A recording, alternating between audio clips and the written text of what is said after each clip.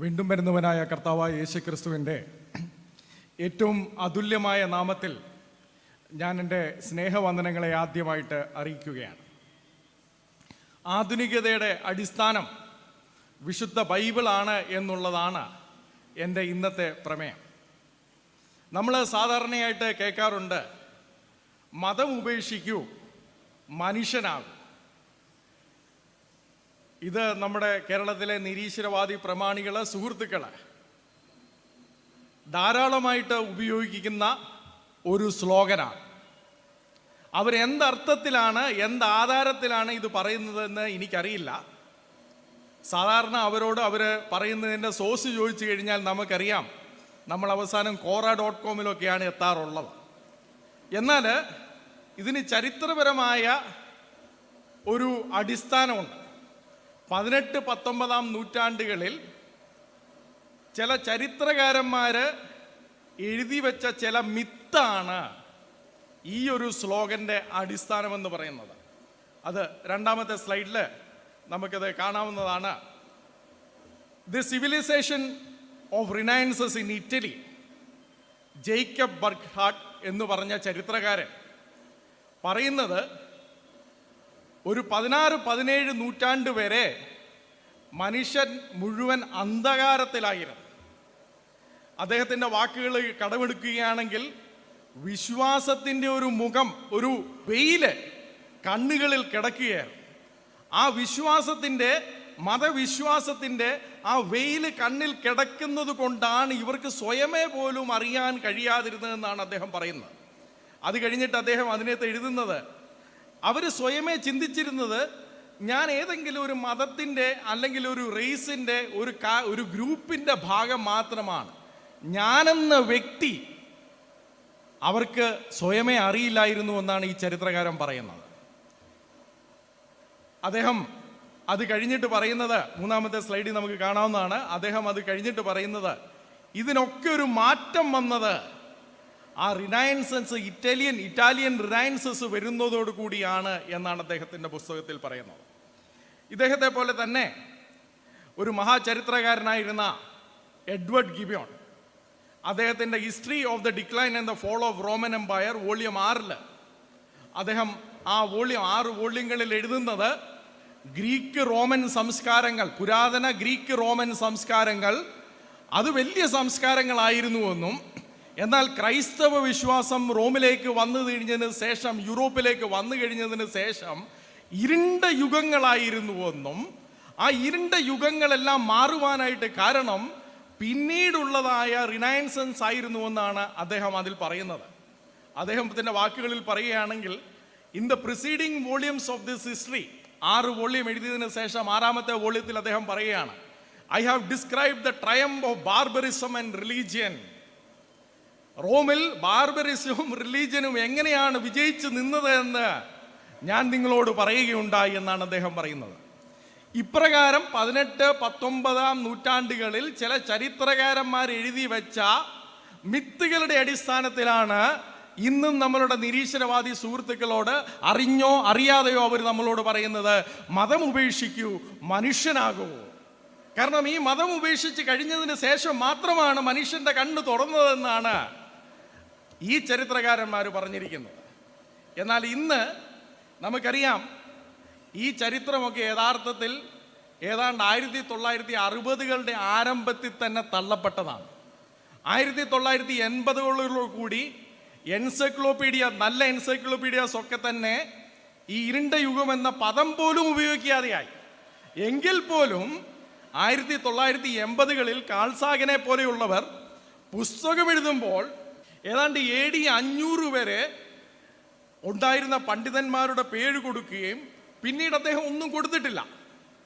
AD 480 കഴിഞ്ഞിട്ട് അദ്ദേഹത്തിൻ്റെ ചാർട്ടിൽ പിന്നെ AD 1500 ഒരു പണ്ഡിതൻ്റെ പേരുള്ളത്. അതുവരെ ഒരു പണ്ഡിതന്മാരും ഇല്ലായിരുന്നു, അന്ധകാരമായിരുന്നു. ആ അന്ധകാരം മാറി മതം ഉപേക്ഷിക്കൂ, മനുഷ്യനായി കഴിഞ്ഞതിന് ശേഷമാണ് എന്നാണ് അദ്ദേഹം 1980 പറയുന്നത്. 1980 നല്ല എൻസൈക്ലോപീഡിയ ഇത് ഉപയോഗിക്കാത്തൊരു വാദമാണ് അദ്ദേഹം അന്ന് ഉപയോഗിച്ചെങ്കിൽ, ഈ 2022 ഇന്നും നമ്മുടെ കേരളത്തിലെ നിരീശ്വരവാദി സുഹൃത്തുക്കൾ ഇതേ വാദം തന്നെയാണ് ഉപയോഗിക്കുന്നത്. അദ്ദേഹം അത് പറയുമ്പോൾ ഇവർ പറയുന്നതിൻ്റെ ഒരു ധ്വനിയും കൂടെ ഓർക്കണം. ക്രൈസ്തവ വിശ്വാസം വരുന്നതിന് മുമ്പ് പുരാതന ഗ്രീക്കിലും റോമിലും അവിടെയുള്ളവർക്ക് ഉൾക്കാഴ്ച ഉണ്ടായിരുന്നുവെന്നും അവിടെ വെളിച്ചമുണ്ടായിരുന്നുവെന്നും ക്രൈസ്തവ വിശ്വാസം വന്നു കഴിഞ്ഞതിന് ശേഷമാണ് ഇരുട്ടുണ്ടായതെന്നും, എന്നാൽ നിരീശ്വരവാദത്തിന് അടിസ്ഥാനം കിട്ടിത്തുടങ്ങിയപ്പോഴാണ് പിന്നെ വെളിച്ചം വന്നതെന്നുമാണ് അവർ പറയുന്നത്. ഗ്രീക്ക് റോമൻ ചരിത്രങ്ങളൊക്കെ പിന്നീട് ട്രാൻസ്ലേറ്റ് ചെയ്ത് വന്ന് അത് മുഖാന്തരം റോമും പിന്നീട് യൂറോപ്പ് വന്നിരിക്കുന്നുവെന്നാണ് പറയുന്നത്. നമുക്കൊരു കാര്യം ചെയ്യാം, നമുക്കിനി തുടർന്നുള്ള സമയങ്ങളിൽ ആദ്യം പഴയ ഗ്രീക്ക് റോമൻ ചരിത്രത്തിലേക്കൊന്ന് പോയിട്ട് അവരെത്രമാത്രം വെളിച്ചമുള്ളവരായിരുന്നു, അവരുടെ വെളിച്ചമാണോ ഇന്ന് നിലനിൽക്കുന്നത്, അതോ വിശുദ്ധ ബൈബിളിൻ്റെ വെളിച്ചമാണോ എന്ന് നമുക്കൊന്ന് പരിശോധിക്കാം. ഇത് പഴയ ഗ്രീക്ക് റോമൻ സംസ്കാരങ്ങളിൽ ഉണ്ടായിരുന്ന ഒരാചാരമാണ്.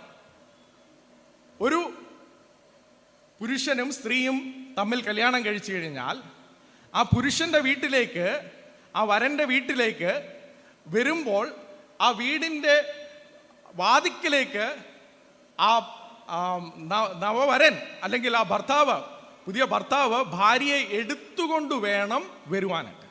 എടുത്തുകൊണ്ടാണ് വരേണ്ടത്. ഇന്നും നമ്മുടെ യൂറോപ്പിൽ നമുക്കിതൊക്കെ കാണാവുന്നതാണ്. പാശ്ചാത്യരുടെ ഇടയിൽ ഇന്നും അവർ ഇത് അറിഞ്ഞോ അറിയാതെ അവർ ഇന്ന് ഇത് ചെയ്യുന്നുണ്ട്. എന്തുകൊണ്ടാണ് ചെയ്യുന്നതെന്ന് അവർക്ക് ഇന്ന് അറിയത്തില്ല.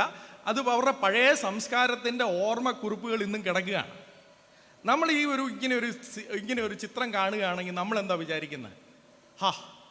എത്ര സ്നേഹമാണ് ഈ ഭർത്താവിന് ഭാര്യയോട്. അല്ലെങ്കിൽ നമുക്ക് വിമർശനപരമായിട്ട് പറയാം, ഇവന്മാർ മുഴുവൻ ഷോ ഓഫാണ്. സത്യത്തിൽ എന്തിനാണ് ഈ ഭാര്യയെ എടുത്തുകൊണ്ട് ഭർത്താവ് വാതിക്കലേക്ക് വരുന്നത്? അതിനെപ്പറ്റി ലാരി സിറ്റോപ്പ് ഇൻവെൻറ്റിംഗ് ദി ഇൻഡിവിജ്വൽ എന്ന് പറയുന്നതിനകത്ത് അദ്ദേഹം അതിൻ്റെ കാരണം പറയുന്നുണ്ട്. ഗ്രീക്കിലും റോമിലും എന്തിനായിരുന്നു അവർ ഈ ആചാരം വെച്ചിരുന്നത്?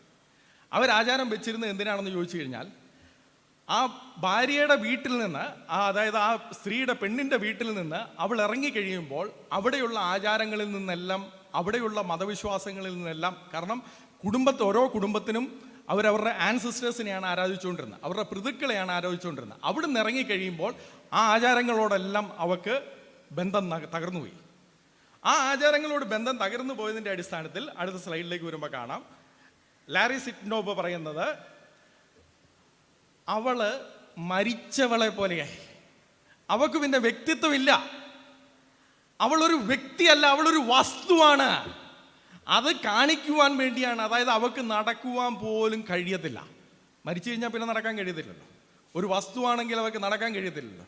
അങ്ങനെ നടക്കാൻ കഴിയാത്ത പെണ്ണിനെ എടുത്തുകൊണ്ട്, ഒരു വസ്തുവിനെ എടുത്തുകൊണ്ട് ഇവരുടെ പുതിയ ചെറുക്കൻ്റെ വീട്ടിലേക്ക് കടന്നു ചെന്ന് അവരുടെ കുടുംബ വിഗ്രഹത്തിൻ്റെ മുന്നിൽ ഇവളെ പ്രതിഷ്ഠിച്ചതിന് ശേഷം അവിടുത്തെ ചില പൂജ ഇത് എടുത്ത് കൊടുത്തു കഴിയുമ്പോഴാണ് ഇവക്കൊരു പുതിയ ഐഡന്റിറ്റി കിട്ടുന്നത്.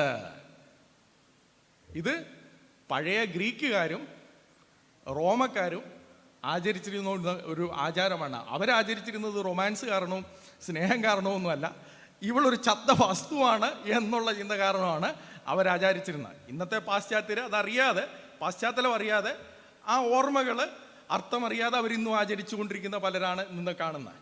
ഇവിടെ എന്താണ് നമ്മൾ കാണുന്നത്? അവർക്ക് സ്വന്തമായിട്ടൊരു ഐഡൻറ്റിറ്റി ഇല്ല. ഇതാണ് പഴയ റോമ ഗ്രീക്കുകാർ വിശ്വസിച്ചിരുന്നത്, അവരുടെ മതത്തിൻ്റെ അടിസ്ഥാനത്തിലല്ലാതെ. അതുകൊണ്ട് ന്യൂമ ഡെന്നിസ് ഫെസ്റ്റൽ എന്ന് പറഞ്ഞ ഫ്രഞ്ച് ഹിസ്റ്റോറിയൻ, അദ്ദേഹം ഏറ്റവും നല്ലൊരു പുസ്തകം എഴുതിയിട്ടുണ്ട്, ദി ഏൻഷ്യൻ സിറ്റി എന്നുള്ളത്. അദ്ദേഹം ഈ 18-19 നൂറ്റാണ്ടിൽ ഞാൻ മുമ്പ് പറഞ്ഞ ചരിത്രകാരന്മാരെല്ലാം ഇതിനു മുമ്പ് ഗ്രീക്ക് റോമൻ ഭയങ്കര വലിയൊരു സംസ്കാരമായിരുന്നു. അത് കഴിഞ്ഞ് ക്രൈസ്തവ സംസ്കാരം വന്നു കഴിഞ്ഞിട്ടാണ് ഇതെല്ലാം പോയത്. അന്ന് ഗ്രീക്ക് റോമൻ സംസ്കാരങ്ങളിലൊക്കെ ഇങ്ങനെ റൈറ്റ്സ് ഉണ്ടായിരുന്നു എന്നൊക്കെ പറഞ്ഞു കഴിഞ്ഞപ്പോൾ അദ്ദേഹം ഒരു കാര്യം ചെയ്തു. അദ്ദേഹം ചെയ്തു, ഞാൻ എന്നാൽ പിന്നെ ഈ ഗ്രന്ഥങ്ങളിലേക്ക്, ഒറിജിനൽ സോഴ്സുകളിലേക്ക് പോയിട്ട് ഈ ഏൻഷ്യൻ സിറ്റി എന്താണെന്നൊന്ന് പഠിക്കാമെന്ന് പറഞ്ഞു. അതായത് ഇവരുടെയൊക്കെ പുസ്തകങ്ങൾ മാറ്റി വെച്ചിട്ട് പഴയ ഗ്രീക്ക് പുസ്തകങ്ങൾ, ഗ്രീക്കിൽ അദ്ദേഹം സംസ്കൃതം പഠിച്ചു. സംസ്കൃതം പഠിച്ചിട്ട് മനുസ്മൃതി പോലെയുള്ള പുസ്തകങ്ങൾ സംസ്കൃതത്തിൽ വായിച്ചു. അദ്ദേഹം പറഞ്ഞു, പുരാതന സിറ്റി എന്തായിരുന്നു എന്നറിയാൻ ഇവരുടെ എഴുത്തുകളല്ല നമ്മൾ ആശ്രയിക്കേണ്ടത്, അവരുടെ എഴുത്തുകൾ തന്നെ നമ്മൾ ആശ്രയിക്കണമെന്ന് പറഞ്ഞ് ഏതാണ്ട് ദീർഘവർഷങ്ങളുടെ അദ്ദേഹത്തിൻ്റെ പഠനഫലമായിട്ട് അദ്ദേഹം ഇറക്കിയ പുസ്തകമാണ് ദി ഏൻഷ്യന്റ് സിറ്റി എന്നുള്ളത്. അതുകൊണ്ട് അത് ഇന്നും വളരെയേറെ വിലയേറിയ ഒരു പുസ്തകമാണ്. അതിലെ എല്ലാ ആശയങ്ങളോടും നമ്മൾ യോജിക്കണമെന്നല്ല, പക്ഷെ അദ്ദേഹത്തിൻ്റെ കാതലായിട്ട് അദ്ദേഹം മുന്നോട്ട് വെച്ചിരിക്കുന്ന വാദങ്ങൾ ഇന്നും ഖണ്ഡിക്കപ്പെട്ടിട്ടില്ലാത്തവയാണ്. അതിലദ്ദേഹം പറയുന്നത് ഒരു പഴയ ഗ്രീക്ക് റോമൻ എന്ന് പറയുന്ന ക്രൈസ്തവ വിശ്വാസം വരുന്നതിന് മുമ്പ് എന്ന് പറയുന്നത് അവരുടെ അടിസ്ഥാനം അവരുടെ പിതൃക്കളുടെ ആരാധനയാണ്. അവരുടെ പിതാക്കന്മാരെ ആരാധിക്കുന്നതാണ് അവരുടെ അടിസ്ഥാനം എന്ന് പറയുന്നത്. അതാണ് ഒരു കുടുംബം. ആ കുടുംബത്തിൻ്റെ അടിസ്ഥാനം എന്ന് പറയുന്നത് അവിടെ പിതാവിനാണ് സ്ഥാനം, ബാക്കി ആർക്കും സ്ഥാനമില്ല. അത് ഞാൻ പിന്നീട് പറഞ്ഞു തരാം. കാരണം പിതാവിനെ അടുത്ത ദൈവമാകാൻ വേണ്ടി ഇരിക്കുന്ന ആളാണ്. അതുകൊണ്ട് എല്ലാ അധികാരവും എല്ലാ പരമാധികാരവും എല്ലാ സ്ഥാനവും പിതാവിനാണ്. ഭാര്യയ്ക്കും ഇല്ല, മകനും ഇല്ല. ഭാര്യയ്ക്കില്ലെന്ന് മാത്രം പറഞ്ഞ് നിർത്തി കഴിഞ്ഞാൽ നമ്മുടെ ഫെമിനിസ്റ്റുകൾ പറയും അവിടെ ജെൻഡർ ഇഷ്യൂ എന്ന് പറയും. ജെൻഡർ ഇഷ്യൂ അല്ല, അത് വേറെ സംഗതിയാണ്. ഇവിടെ ആദ്യത്തെ മകനാണെങ്കിൽ പോലും അവന് സ്ഥാനമില്ല. അവിടെ പിതാവ് ജീവിച്ചിരിക്കുന്നിടത്തോളം കാലം പിതാവിനാണ് സ്ഥാനം. അതാണ് അവരുടെ അടിസ്ഥാനം എന്ന് പറയുന്നത്. ഇവിടെ നമ്മൾ ഇത് അടുത്ത 12ാം സ്ലൈഡിലേക്ക് പോകുമ്പോൾ നമുക്ക് കാണാം അവരൊരു നഗരം പണിയുന്നത് എങ്ങനെയാണ്. നമ്മൾ ഇന്നൊരു നഗരം പണിയുകയാണെങ്കിൽ എങ്ങനെയാണ് പണിയുന്നത്? നമ്മൾ പണിയുന്നത് എന്താണെന്ന് ചോദിച്ചു കഴിഞ്ഞാൽ നമ്മളതിൻ്റെ മെറ്റീരിയലായിട്ടുള്ള കാര്യങ്ങളൊക്കെ എടുത്തുകൊണ്ട് വരും. അതിനെത്ര ബിൽഡിങ് വേണം, എത്ര റോഡ് വേണം, ഇതൊക്കെയാണ് നമ്മൾ ആദ്യം ചെയ്യുന്നത്. എന്നാൽ റോം പണിതപ്പം ഉണ്ടായ ഒരു കാര്യം പ്ലൂട്ടാർക്ക് പറയുന്നുണ്ട്. പ്ലൂട്ടാർക്ക് പറയുന്നത് റോമുലസ് റോം പണിയാൻ വേണ്ടി വന്നു കഴിഞ്ഞപ്പോൾ അദ്ദേഹം ആദ്യം അവിടെ ഒരു വലിയ ഒരു കുഴി പോലെ ഉണ്ടാക്കി. എന്നിട്ട് ആ നഗരത്തിൽ താമസിക്കാൻ പോകുന്നവരോടെല്ലാം പറഞ്ഞു അവരുടെ പിതാക്കന്മാരുടെ മണ്ണ്, അവരെവിടെയാണോ ജീവിച്ചിരുന്നത് ആ പിതാക്കന്മാരുടെ ഒരു പിടി മണ്ണെടുത്തുകൊണ്ട് വരണം. കാരണം ഇവർ ഈ നഗരത്തിൽ താമസിക്കണമെങ്കിൽ അവരുടെ പിതാക്കന്മാർ ഉറങ്ങുന്ന നഗരമാണെങ്കിൽ മാത്രമേ അവർക്ക് ഇവിടെ താമസിക്കാനായിട്ട് കഴിയത്തുള്ളൂ, അല്ലെങ്കിൽ അവർക്കവിടെ സ്ഥാനമില്ല. അങ്ങനെ അവിടെ താമസിക്കാൻ വേണ്ടി വരുന്നവരെല്ലാം അവരുടെ പിതാക്കന്മാരുടെ മണ്ണെടുത്തുകൊണ്ട് വന്ന് അവിടെ ഇട്ടതിന് ശേഷം ആ മണ്ണ് പിതാക്കന്മാരുടെ മണ്ണിട്ടിരിക്കുന്ന സ്ഥലത്തിന് ചുറ്റും, അതാണ് സെൻറ്റർ, അതിന് ചുറ്റുമാണ് അവർ നഗരം പണിയുന്നത്. കാരണം ആ പിതാക്കന്മാരുടെ മണ്ണില്ലെങ്കിൽ അവരുടെ ജീവിതമില്ല, പിതാക്കന്മാരുടെ മണ്ണില്ലെങ്കിൽ അവരുടെ നഗരമില്ല. അവരത്രമാത്രമാണ് ആ പൃഥു ആരാധനയ്ക്ക് വേണ്ടി കൊടുത്തിരുന്നത്. ഇതിൽ നിന്നാണ് നമ്മൾ 13ാം സ്ലൈഡിലേക്ക് പോകുമ്പോൾ നമുക്ക് മനസ്സിലാവും പാട്രിയോട്ടിസം എന്ന വാക്ക് വരുന്ന യഥാർത്ഥത്തിൽ ഇതാണ്. പാട്രി, പിതാക്കന്മാരെ ബഹുമാനിച്ചിരുന്ന. പാട്രിയോട്ടിസത്തിൻ്റെ ഒറിജിനൽ അർത്ഥം ഇതാണ്. കാരണം പിതാക്കന്മാരുറങ്ങുന്ന നഗരമാണത്, പിതാക്കന്മാരുറങ്ങുന്ന മണ്ണാണത്, പിതാക്കന്മാർക്ക് വേണ്ടിയുള്ള യുദ്ധമാണവിടെ. അല്ല നമ്മളിന്ന് പറയുന്ന നാഷണാലിസം അല്ല. നമ്മളിന്ന് പറയുന്ന നാഷണാലിസം എന്ന് പറയുന്നത് നാഗരികത എന്ന് പറയുന്നത് തികച്ചും വ്യത്യസ്തമായ ഒരു കൺസെപ്റ്റാണ്. അച്ഛൻ അതിൻ്റെ ഓൾറെഡി താത്വികമായ അടിസ്ഥാനം നമുക്ക് നൽകി കഴിഞ്ഞു. അത് നിങ്ങൾ ഒന്നുകൂടി ഒന്ന് വീഡിയോ ഇരുന്ന് കേൾക്കണം. ഞാൻ അതിലേക്ക് അതിൻ്റെ പ്രാക്ടിക്കൽ ചില വശങ്ങളിലേക്ക് വരുന്നുണ്ട്. പക്ഷേ അതിൻ്റെ താത്വികമായ അടിസ്ഥാനം അച്ഛൻ നൽകി കഴിഞ്ഞു. ഈ പാട്രിയോട്ടിസത്തിൻ്റെ ഒറിജിനൽ അർത്ഥം ഇതാണ്. ഇഡിയറ്റ് എന്നുള്ള വാക്ക് നമ്മൾ ഉപയോഗിക്കുന്നത്, അടുത്ത സ്ലൈഡിൽ കാണാം. ഇഡിയറ്റ് എന്നുള്ള വാക്ക് ഉപയോഗിക്കുന്നതെന്ന് പറഞ്ഞു കഴിഞ്ഞാൽ, ഇഡിയറ്റ് എന്നുള്ള വാക്ക് ആദ്യം ഉപയോഗിക്കാൻ തുടങ്ങിയത് ഈ നഗരത്തിൽ നിന്ന് ആര് വിട്ട് പുറത്തു പോയി താമസിക്കാൻ തുടങ്ങിയോ. ഒരുത്തൻ പറയുകയാണ് ഇനി ഞാൻ ഈ നഗരത്തോട് താമസിക്കുന്നില്ലെന്ന് പറഞ്ഞു കഴിഞ്ഞാൽ എന്താ, അവൻ തൻ്റെ പിതാക്കന്മാരെ വിട്ട് പോവുകയാണ്. നമ്മൾ ഓർത്തോണം, ഇവിടെ തന്നെ നമുക്ക് ബൈബിളിലെ സംഭവങ്ങൾ ക്ലിക്കാകാൻ തുടങ്ങിയിട്ടുണ്ടെന്ന് ഞാൻ വിശ്വസിക്കുകയാണ്. അബ്രഹാമിനോട് പിതാക്കന്മാരുടെ നഗരം വിട്ടു പോകുമ്പോൾ ഇവരെല്ലാം അബ്രഹാമിനെ എന്തു പറയും? ഇഡിയറ്റ് എന്ന് പറയും. അതൊരു വിപ്ലവകരമായ മൂവ്മെൻ്റാണ് അബ്രഹാം ചെയ്തത്. അത് പിന്നീട് വരാം. അപ്പോൾ ഇഡിയറ്റ് എന്നുള്ള വാക്കും പാട്രിയോട്ടിസം എന്നുള്ള വാക്കും ഒക്കെ ഇങ്ങനെയാണ് ആദ്യം വരുന്നത്. നമ്മളിന്ന് അതല്ല ഉദ്ദേശിക്കുന്നത്. ഈ ഏൻഷ്യന്റ് സിറ്റി എന്നുള്ള പുസ്തകത്തിൽ ബുക്ക് 3 അധ്യായം 13 ഡെന്നിസ് ഫെസ്റ്റൽ പറയുന്നത് ഈ നഗരത്തിൽ നിന്ന് ആരെയെങ്കിലും പുറത്താക്കപ്പെട്ട് കഴിഞ്ഞു കഴിഞ്ഞാൽ, ഈ നഗരത്തിൽ നിന്ന് ഒരുത്തിനെ പുറത്താക്കുകയാണ്. അവനെ എന്തോ ഒരു കുറ്റകൃത്യം ചെയ്ത് അവനെ പിടിച്ചു കഴിഞ്ഞതിന് ശേഷം അവനെ വിധിച്ചു ഇവനെ നഗരത്തിൽ നിന്ന് പുറത്താക്കുകയാണ്. അവനെ ആ നഗരത്തിൽ നിന്ന് പുറത്താക്കി കഴിഞ്ഞു കഴിഞ്ഞാൽ അവൻ്റെ ഐഡൻറ്റിറ്റി നഷ്ടപ്പെട്ടു. അവൻ്റെ ഭാര്യ ഇനി അവൻ്റെ ഭാര്യയല്ല, അവൻ്റെ മക്കൾ ഇനി അവൻ്റെ മക്കളല്ല. അവൻ നഗരത്തിൽ നിന്ന് എപ്പം പുറത്താക്കപ്പെട്ടുവോ ആ സമയം അവൻ മരിച്ച ഒരു വസ്തുവായിട്ട് അവർ കരുതുകയാണ്. അവൻ്റെ ഭാര്യയ്ക്ക് അപ്പം തന്നെ വേണമെങ്കിൽ വേറൊരാളെ കല്യാണം കഴിക്കാം, കാരണം അവൻ മരിച്ചു.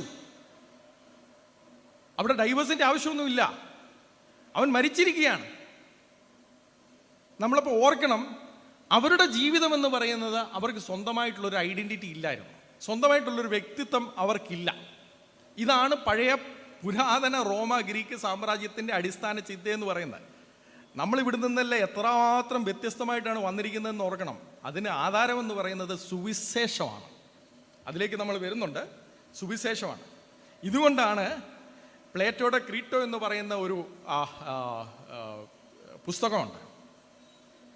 അത് സോക്രട്ടീസും ഈ ക്രീറ്റോ എന്ന് പറയുന്ന ആളും തമ്മിലുള്ള സംഭാഷണമാണ്.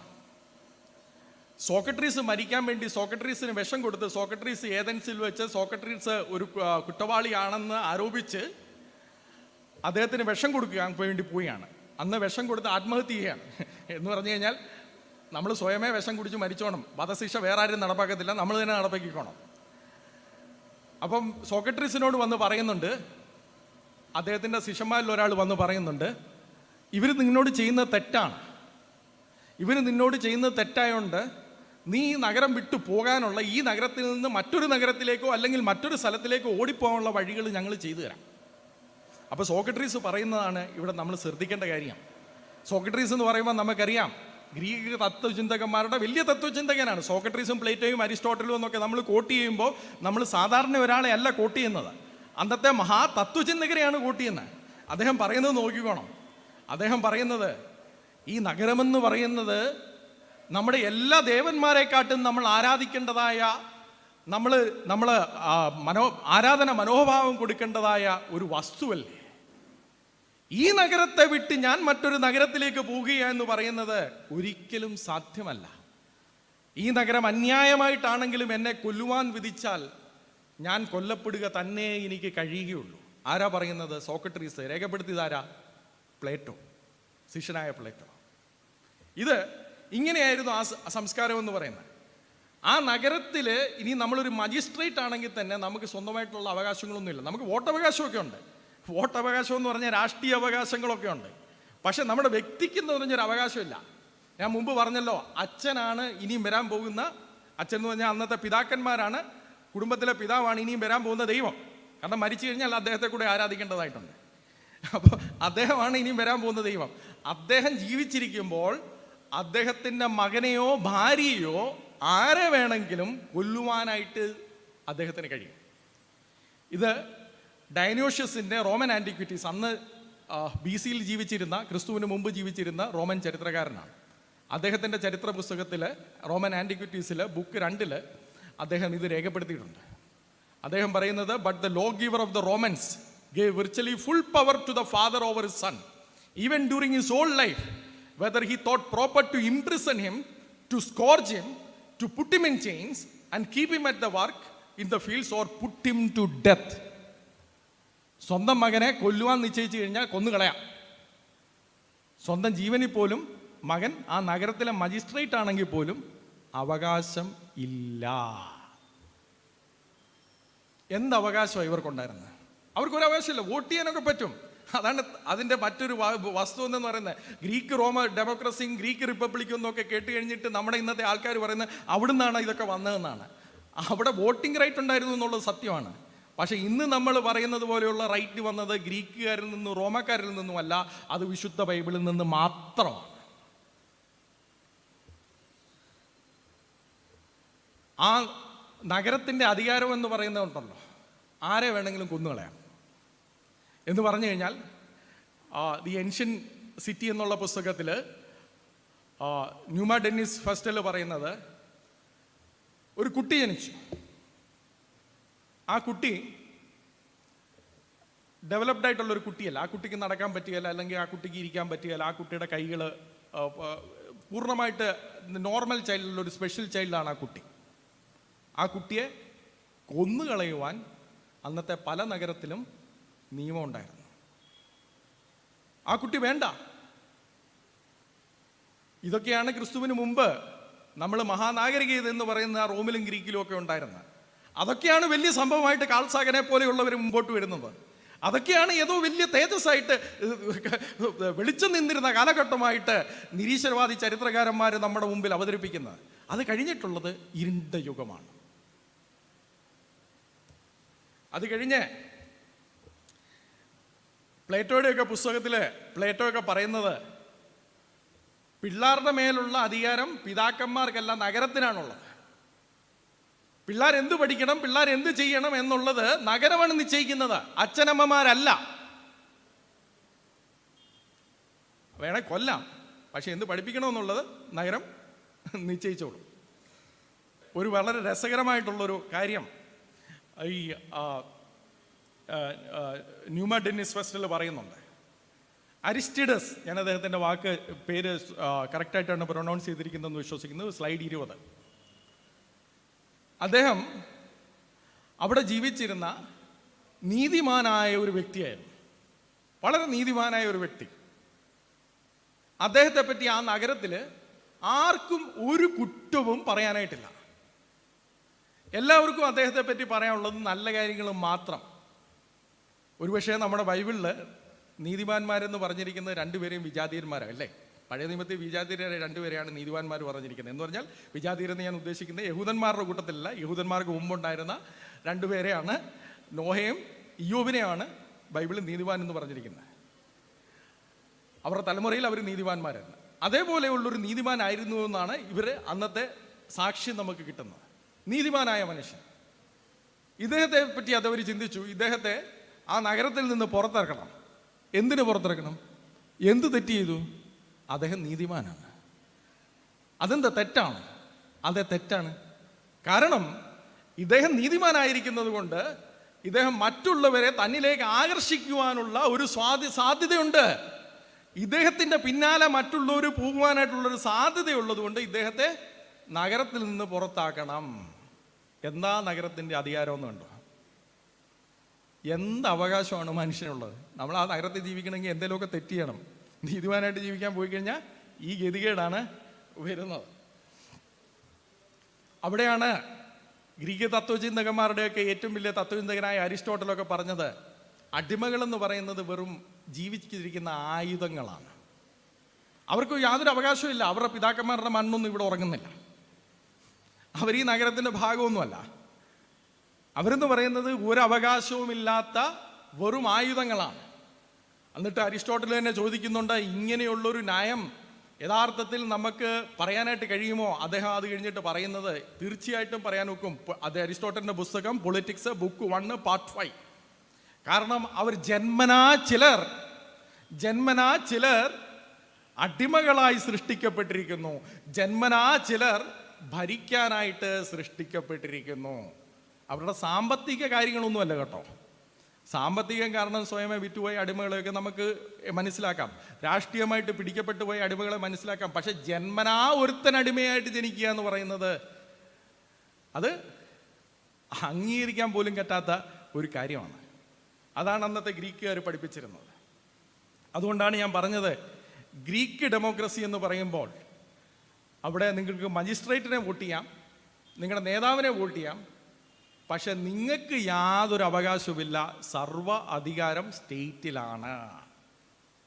അതാണ് ക്രിസ്തുവിന് മുമ്പുണ്ടായിരുന്ന ഗ്രീക്ക് ഡെമോക്രസി എന്ന് പറയുന്നത്. ഇനി 25-ാം സ്ലൈഡിലേക്ക് വരാം.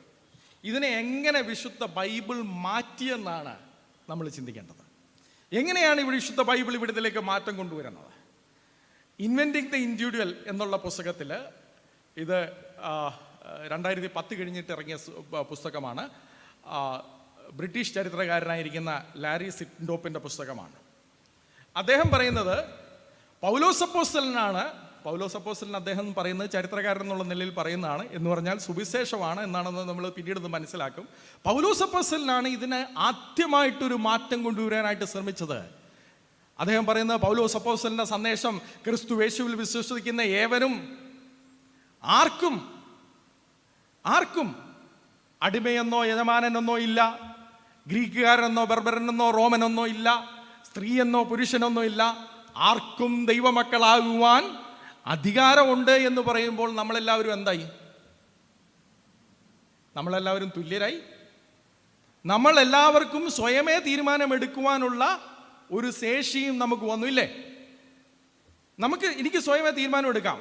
ക്രിസ്തുവേശുവിനെ അംഗീകരിച്ച് എനിക്ക് മകനാണെങ്കിൽ എനിക്ക് വേണ്ടി ബാക്കി ആരും തീരുമാനം എടുക്കേണ്ട കാര്യമില്ല. ഉണ്ടോ? ഞാൻ സ്വയമേ അക്സെപ്റ്റ് ചെയ്യുന്നുവെങ്കിൽ, ക്രിസ്തുവിനെ അംഗീകരിക്കുന്നുവെങ്കിൽ അപ്പോൾ പൗലോസ് അപ്പോസ്തലനാണ് ഓരോ വ്യക്തിക്കും ഈ ഒരു ഇച്ഛാശക്തി ഉണ്ട് എന്നുള്ള കാര്യം തൻ്റെ സുവിശേഷത്തിലൂടെ പ്രഖ്യാപിച്ചത്. അതാണ് ഈ സംസ്കാരങ്ങളെ മാറ്റിമറിക്കുവാനായിട്ട് തുടങ്ങിയത്.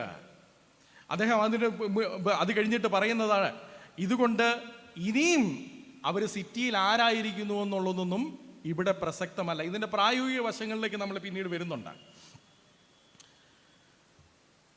29-ാമത്തെ സ്ലൈഡിലേക്ക് പോകാം.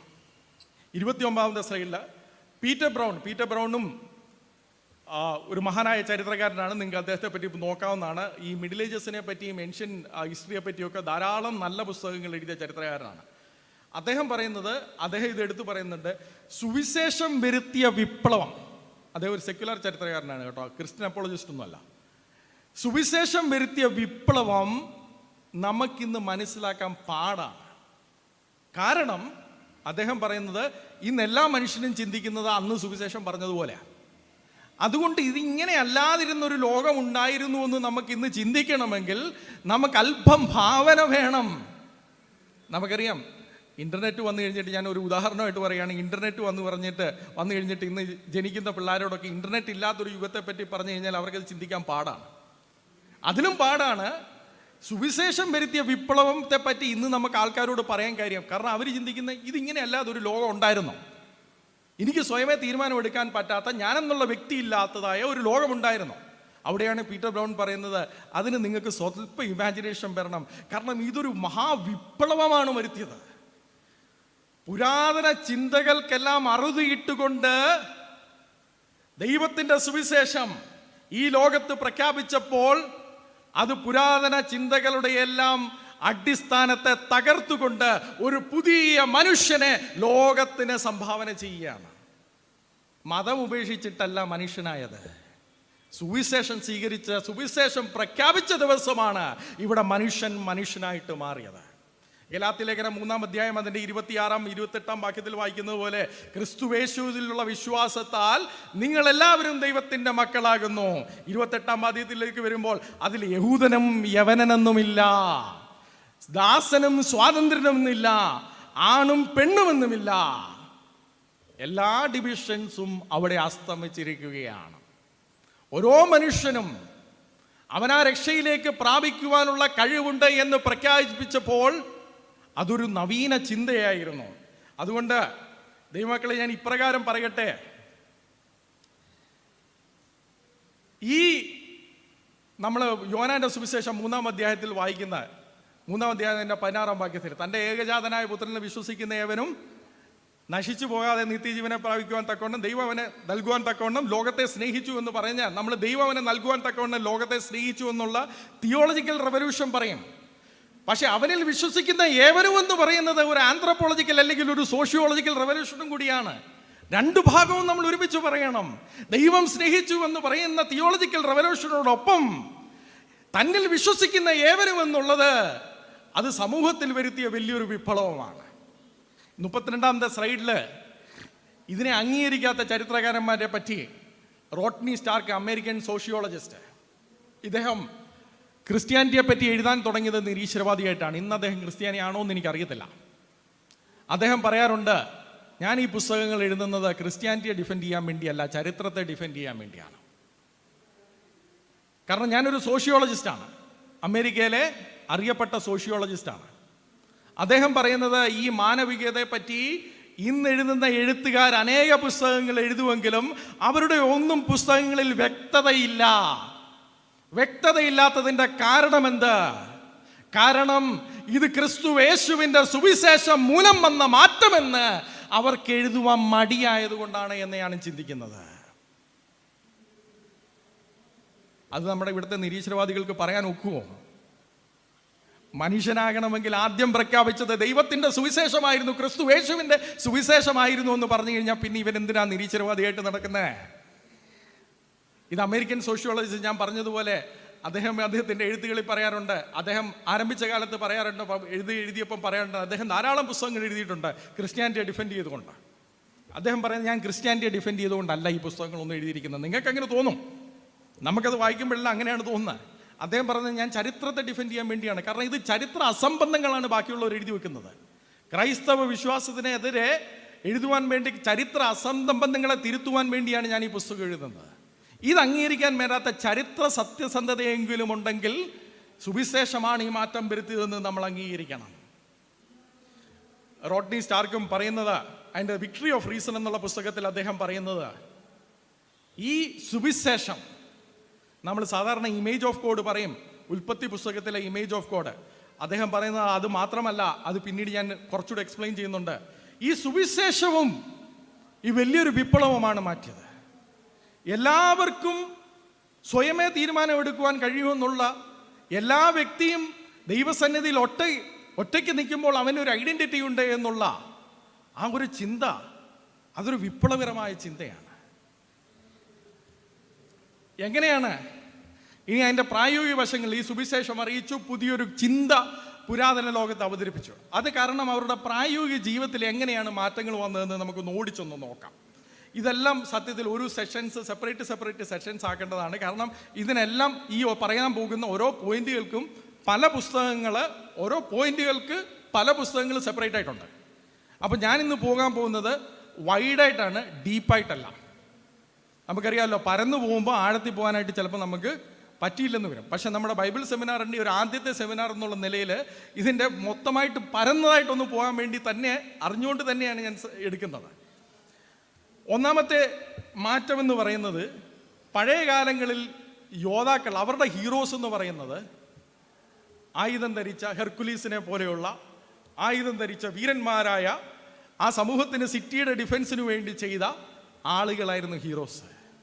എന്നാൽ ക്രൈസ്തവ വിശ്വാസം വന്നു കഴിഞ്ഞപ്പോഴോ രക്തസാക്ഷികളായി. ഈ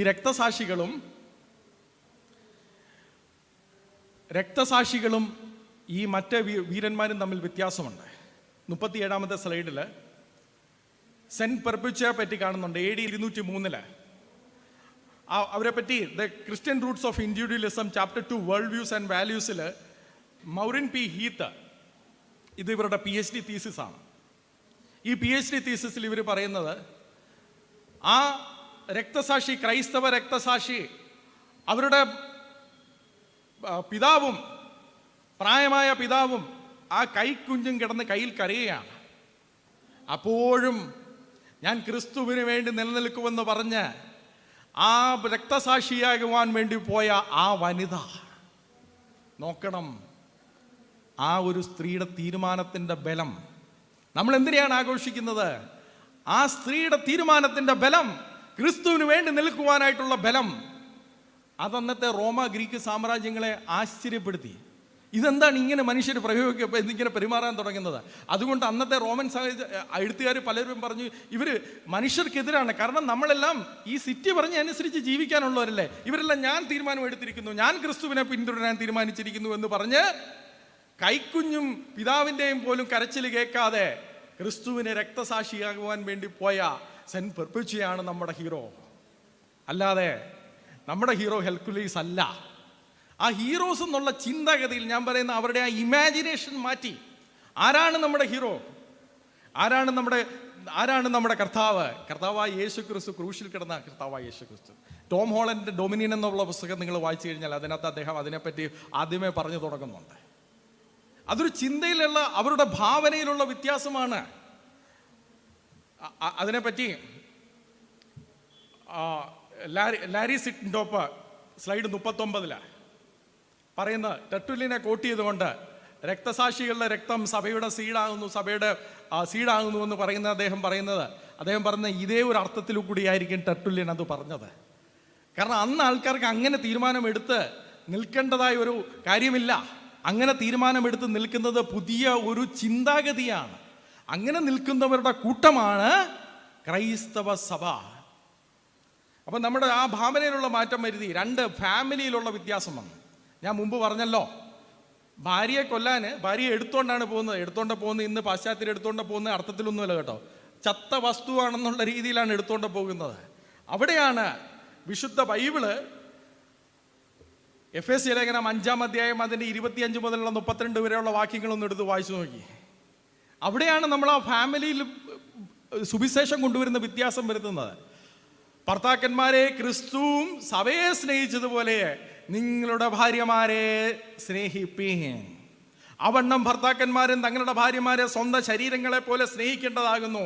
ഭാര്യയെ സ്നേഹിക്കുന്നവൻ തന്നെത്താൻ സ്നേഹിക്കുന്നു. ഭർത്താക്കന്മാർക്ക് പുതിയ കടമ കൊടുത്തു.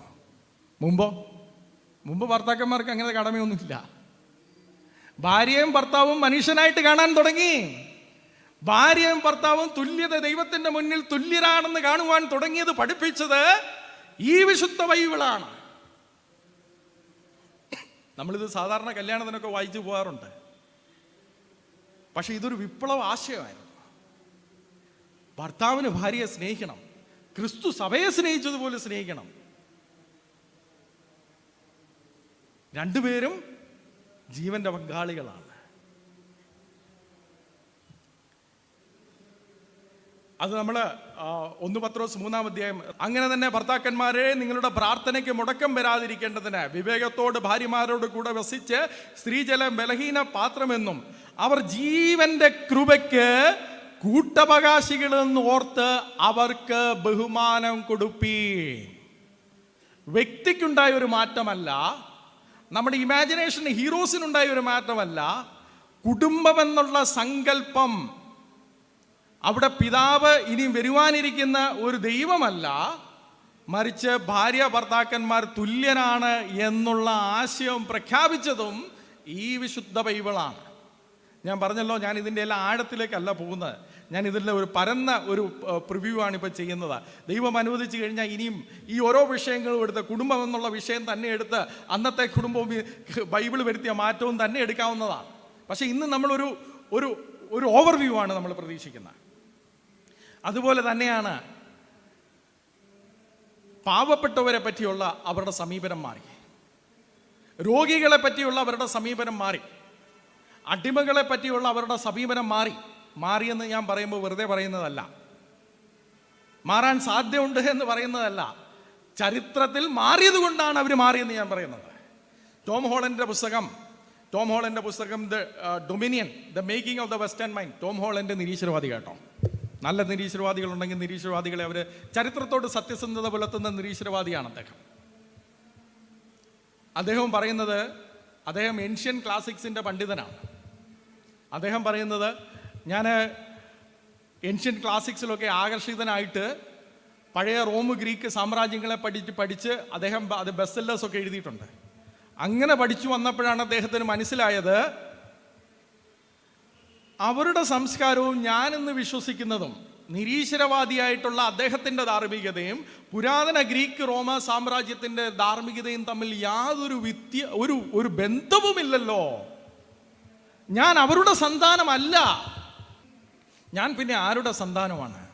അദ്ദേഹം പറയുന്നത്, ഞാൻ നിരീശ്വരവാദിയാണ്, പക്ഷേ എൻ്റെ മൂല്യങ്ങൾ ഈ വിശുദ്ധ ബൈബിളിൽ നിന്ന് വന്നതാണ്. അവിടെ ടോം ഹോളൻഡ് പറയുന്നത്, a concern for the downtrodden and could not merely be summoned into existence out of nothing.